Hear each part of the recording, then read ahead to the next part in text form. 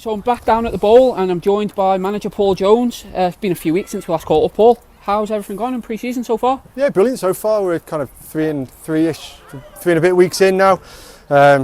Settling down. Most people have been back and done at least 2 or 3 sessions each, so it's been good to see everyone.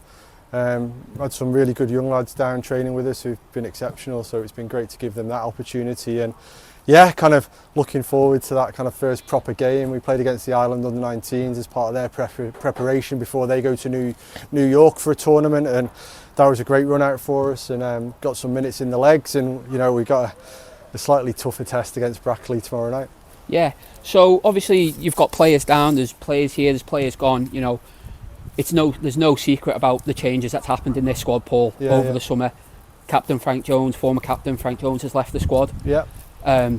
What was the decision making behind that? There's other players obviously left as well. Yeah, it's a tough one, isn't it? You know, as I've said to a lot of people, Frank's got my utmost respect for an absolutely amazing career that he's had in Manx football, and hopefully it's not ended. You know, it's not the end of the story, hopefully, for Frank. And you know, I've known him since he's a teenager, helped him with an ACL rehab, and been fortunate enough to work with him. You know, he's an Ireland coach and an Ireland manager, and now with FC Isle of Man, and you know, he's been unbelievable. You know, his commitment to the game and commitment to Manx football is kind of unmatched in recent times, really, maybe junior and people of that ilk, but he's been absolutely incredible, and I've got nothing but respect for what he's done for himself and for the local game. And you know, he's the first ever FC Isle of Man goal scorer, you know, he's the first ever FC Isle of Man club captain, and he's you know, been a credit to himself and his family and everybody that knows him over the last kind of 3 years. And you know, testament to Frank in terms of how he's, you know, got injured in that first game. A lot of people wrote him off. We didn't, and it was an amazing thing to be able to help him to come back at the end of that second season and play in the team and captain against Bury in a victory in front of a big crowd, and then have a really big part to play last season. And maybe, you know, him and I spoke at the start of last season, and I didn't maybe see his role quite as significant as it actually turned out to be on the pitch. And you know, captaining the side at Gig Lane for the first time in front of 3,500-4,000 fans, you know, he'll have some unbelievable memories, and we've got some unbelievable memories of him. And you know, it's purely a kind of a football decision, and you know, he's had his opportunities in the game because of people taking a chance on him at a young age, and I wanted to, you know, kind of cut the squad down a little bit, so as we've got a really smaller core group, so that maybe gives them more certainty about what's going on. It gives the local clubs hopefully more certainty about who is our kind of main sort of group, and that then opens the door maybe to some, you know, people, younger people, or, and I'm not saying that in terms of relative to Frank, but just young people who maybe need an opportunity to stretch themselves at a higher level of football. And that's all it is, really. So looking at what I want for the squad and what I think the makeup of the squad needs to be, I've gone with a different group of players, and you know, some people will agree with that, some people won't agree with that, and I'm not here to keep people happy. As always, I'm just trying to make decisions that I think are with the best intentions and for the best of the club, not just now but also over the next 2 or 3 years, as we try and build a squad of players who can not just do well at this level but do well at levels higher above. So you know, it's not just Frank obviously that won't be playing a part, and you know, it's, you know, not being able to be with us. Furo's gone, as we know. Phil Kelly's leaving the Isle of Man, Owen Sherrod's leaving the Isle of Man, Jack Higgins and Blake have gone to Lincoln to be part of their professional development squad, so we've already started pre-season at Lincoln. You know, Connor Birch isn't going to be around as much as he might like, so there is quite a significant kind of change, but all that does is free up some opportunities for others, and we've got some exceptional young players on the Isle of Man, and having a smaller first team squad hopefully gives them more of an opportunity to get involved, and that's kind of where it is, really. And that's it. And you know, football's not a decision about making people happy, it's about making decisions for the club, isn't it, and how you want to progress in with your squad. And I think a lot of people will resonate with what you just said there, Paul. Yeah. It's one of them things. And like you say, I'm very aware that every decision I make as a manager, and every decision that I've been party of to the club since 6 years ago when I got a group together to create it, we can't keep everybody happy, but we're trying to do our best for the local game, trying to make sure that we complement the local game. Some of the decisions we've made are based on the experiences we've all had over the last kind of 3 seasons with a view to make the local game better, because we're part of that, and hopefully help us to really push on with a squad of players over the next 2 or 3 years. So like, I know I can be the bad guy at times, but I'm really trying to make decisions for the good of the club and the good of the game, and not everybody will see that, and not everyone will agree with it, and other people will make different decisions if they're in my shoes, but that's part of it, isn't it? That's football management, mate. That is football management, isn't it, to a T. So obviously we talked a bit about pre-season, you've talked about outgoings, new players coming in as well, younger players.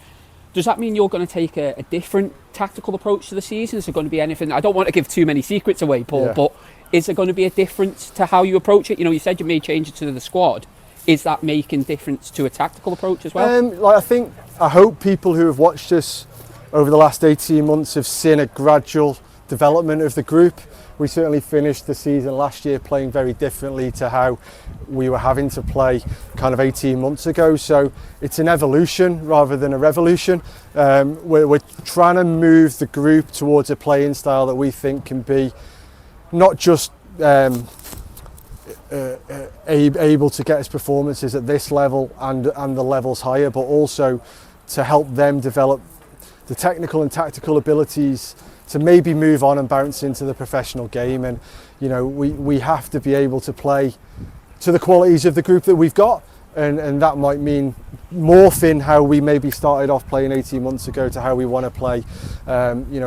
We were trying to avoid relegation 18 months ago, and then last season we're trying to beat 13th place, and this season we're trying to play in a way that gets us up towards promotion and winning the league. And it's an evolution, and hopefully as we develop this season, people will see our playing style develop even further and see the qualities of the players that we've got, because we've got some amazing players on the Isle of Man, and my job is just to try and help them to showcase that on a Saturday as much as they can. Yeah, and obviously the first bit of showcasing them comes up tomorrow night.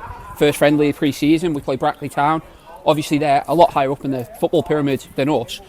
As a manager, what sort of challenge do you expect them to pose to us? Yeah, it's going to be a huge challenge. They came over last year, didn't they? Yeah. And I think if anyone came down, we gave them a really good game, and I think it finished 2-0 in the end. And but they'd trained the night before, they'd gone out, they'd trained the morning before, and then came and played us. So Friday night they're coming fresh off the plane, and they'll be right at it. I'm sure. And they're not just a couple of levels above. They lost in the playoff final to go in the National League. They're a top side in non-league football, and there'll be a really big challenge for our players. And we've got a tough challenge this pre-season with the games that we've got, and it'll do us the world of good. It'll get meters in the legs. It'll put us under pressure in possession. It'll put our out of possession structure under huge amounts of pressure, and that can only be a good thing as long as we use it in the right way. So it's going to be a really big test. It's an opportunity for the Manx public to see us pit our wits against the level of football that we aspire to, and I'm sure the players will give a good account of themselves, and I really hope that they can go toe to toe a little bit and test themselves. And that segues quite into my next question really well. So as a manager and a coach, what do you expect from your players in friendlies? What do you expect from them, and what do you get out of it? So a lot of it is about re-establishing those kind of connections and understanding on the pitch that I think everybody saw towards the end of last season. And when we say we've changed the squad, we've actually got the vast majority of the group that was delivering those performances back again this season. So it's about rediscovering that and trying to have that in place before we get to the league season. It's also about developing that further.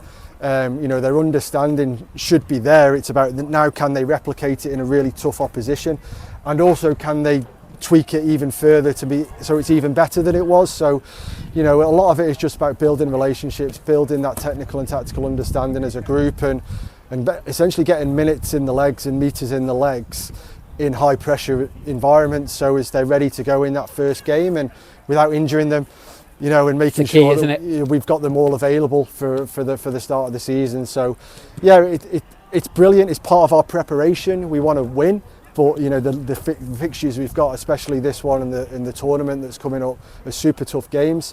So it's not about it's not about result. It's about re-establishing us in our identity and making sure that everybody's on the same page by the time we start the season on the 27th of July. All right, Jonesy, cheers for your time tonight, mate. Good luck, and I'm sure we'll catch up with you after the game tomorrow. Cheers, Dean. Cheers.